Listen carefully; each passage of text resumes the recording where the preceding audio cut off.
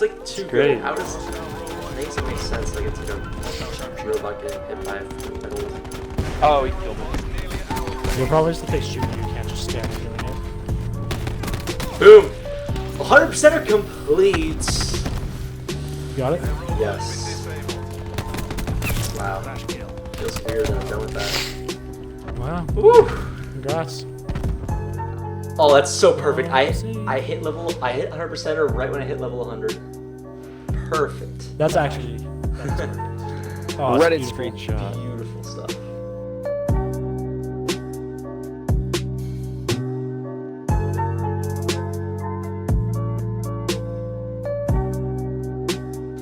Yo, what is up guys, CrackerJacker80 here, and today I'm bringing you guys a gameplay commentary on the map Nuketown, playing some domination.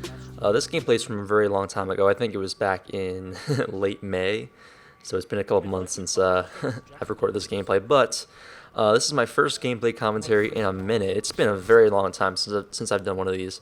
I can't even think of the last one that I did, but I wanted to record this one because I hit a very huge milestone yesterday, and it was not on YouTube. It's not on YouTube. It was on Black Ops 4, and it was the 100%er calling card. And I actually went for 100%er. I've been going for it for the past couple of months, and I finally completed it yesterday on this game, and got rewarded with obviously the cool calling card that you get for completing it.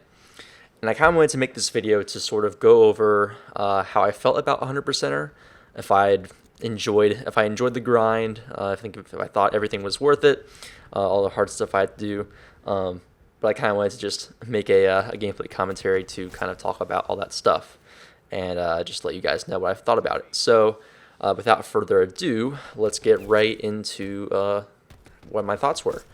I thought that 100%er in this game was probably one of the easier 100%ers in Call of Duty. I know in the past there have been very difficult challenges. At least I've heard that there were difficult challenges. In this game, it was very completable, if that's even a word. It was something that anyone could really do if they put their mind to it. There weren't any challenges that were impossible to go for at all, really. There were not any crazy, hard, difficult kill challenges or annoying things that only good players could really do. I mean, obviously there were some quad feed challenges. You needed 10 quad feeds. That was one of the challenges. But if you're a decent player, getting quad feeds isn't that difficult, especially with specialist weapons, since those can get a lot of kills quickly. So it's obviously it's not that hard for a normal person to do, but especially with specialist weapons being so overpowered, at least a couple of them. But I thought the grind was definitely worth it. I had a ton of fun going for this because it's just something that it gave the game a bit of purpose. Like I was actually going for something whenever I was playing, sort of like Dark Matter, kind of when you're just going for challenges and going for camos. It makes the game a lot more fun and enjoyable. I know a lot of people have been hating on Black Ops 4 for the microtransactions and all the recycled content, but honestly, to me, I enjoy it because the stuff that's recycled, I kind of like, like all the recycled maps. I like those maps. They're probably my favorite maps in the game compared to the ones that they actually made specifically for this game, like any of their original maps. I like Summit and Nuketown and Firing Range much more than any of their new maps. And the recycled guns, whatever, especially the supply drop guns, I honestly don't really care about them. Plus, I've gotten very lucky with the weapon bribes that I've opened. I've gotten all the guns that I've really wanted from those, so I haven't had too much to complain about on that front. But I can understand some people being upset about microtransactions and not wanting to play this game because of that. But I didn't really care about that, and I just played. And honestly, this game is really underrated. This game's a lot of fun to play. I think it's a pretty fun game. Not as great as some of the past games that I've played, but it's still a ton of fun, and I think not enough people gave this game a chance. And if they did, if they just stopped playing, it was probably because of the stupid microtransactions that were put in the game. But anyway, I think the 100%er is something that's really doable, a lot of fun to go for. And now I'll kind of get into the struggles of it and the stuff that I kind of took the most time on and had the most problems with. So there were a couple of really difficult, I'd say difficult in the sense that it just took a while and it was really based on luck. There were a couple of difficult challenges that you had to go for here, and there were a couple let's see, there were ruin shutdowns. You had to get 10 shutdowns on ruins that were in the middle of using their gravity spikes, which was very difficult. I actually completed those fairly easily because when I started going for 100%er, I already had 7 out of the 10, so I only needed 3 more to really finish it, and that took a bit of time, but I eventually got those.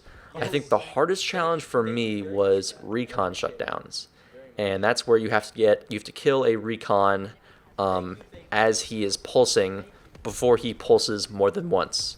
So you have to kill him while you're pulsed before he pulses more than once. So it's really hard because you have to be in a great position to actually kill the Recon when he uses it, and it really is based on when the enemy Recon decides to actually press his ability and use it, and it's not up to you at all.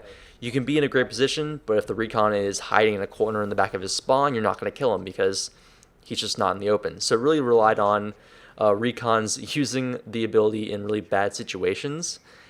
So it was a pretty annoying challenge to go for, and I got most of the way through by just playing hardcore TDM, hardcore free-for-all.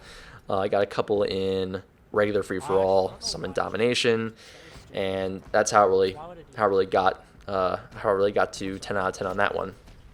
And another challenge that was fairly difficult but definitely doable was the wipeouts.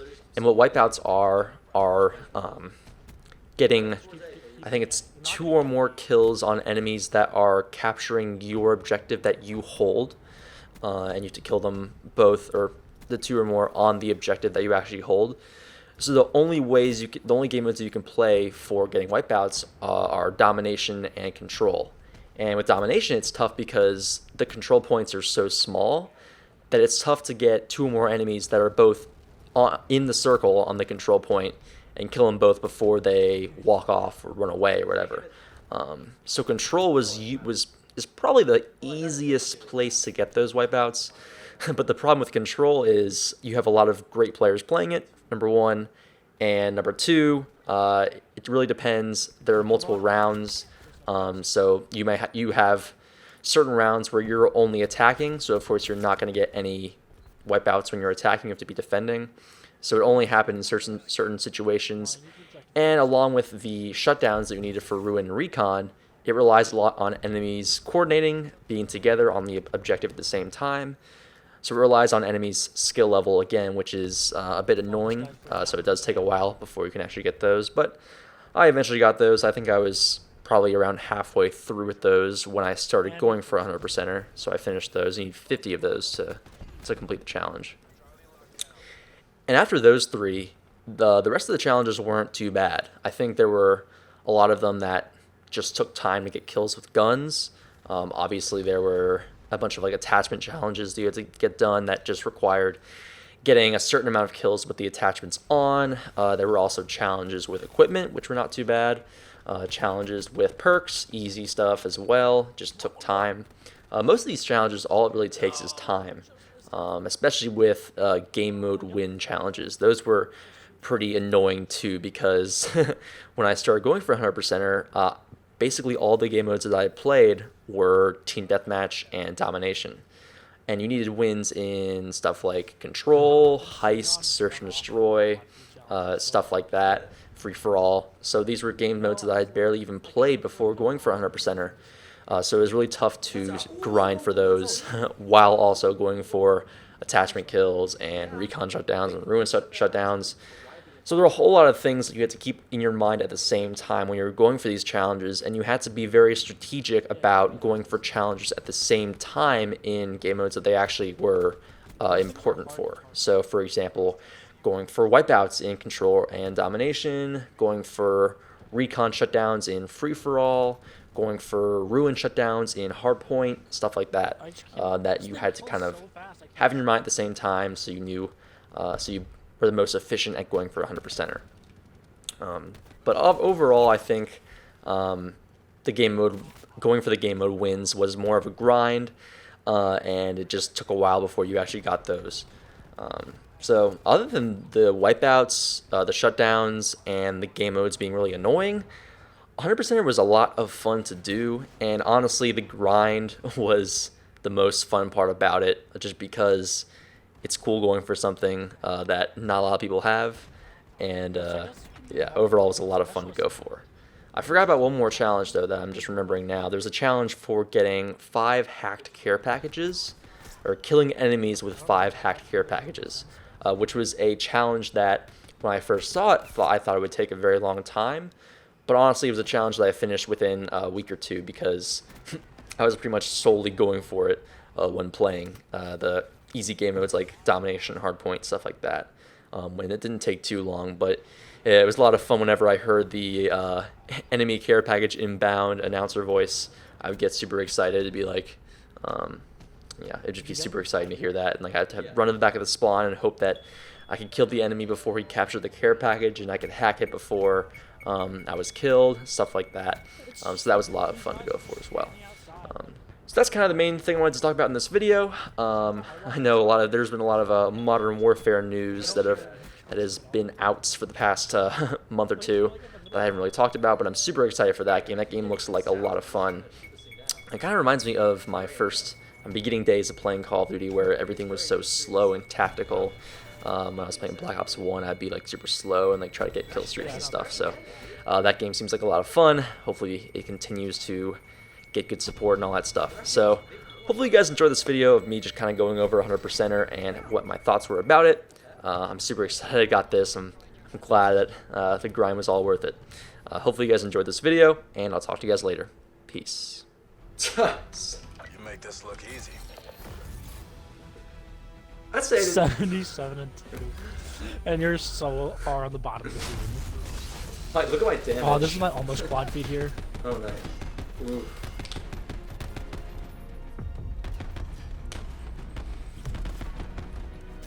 Ah, so close. So close.